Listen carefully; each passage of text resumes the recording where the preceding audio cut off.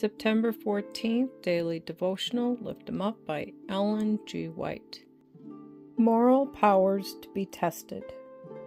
That our sons may be as plants grown up in their youth, that our daughters may be as cornerstones, polished after the similitude of a palace.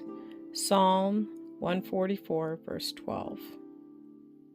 The disposition and habits of youth will be very likely to be manifested in mature manhood. You may bend a young tree into almost any shape that you choose, and if it remains and grows as you have bent it, it will be a deformed tree, and will ever tell of the injury and abuse received at your hand. You may, after years of growth, try to straighten the tree, but all your efforts will prove unavailing. It will ever be a crooked tree. This is the case with the minds of youth. They should be carefully and tenderly trained in childhood.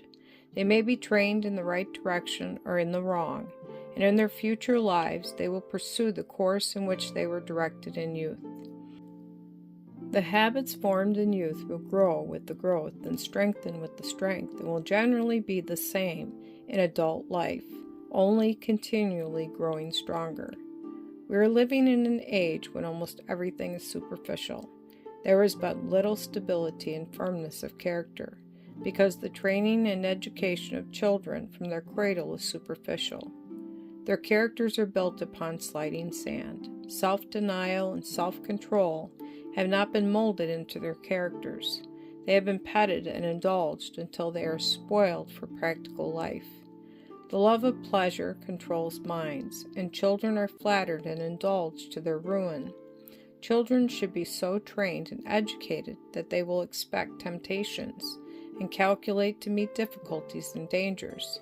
They should be taught to have control over themselves and to nobly overcome difficulties, and if they do not willfully rush into danger and needlessly place themselves in the way of temptation, if they shun evil influences and vicious society, and then are unavoidably compelled to be in dangerous company, they will have strength of character to stand for the right and preserve principle, and will come forth in the strength of God with their morals untainted.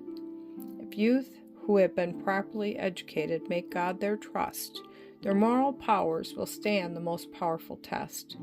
If parents could be aroused to a sense of the fearful responsibility which rests upon them in the work of educating their children, more of their time would be devoted to prayer and less to needless display.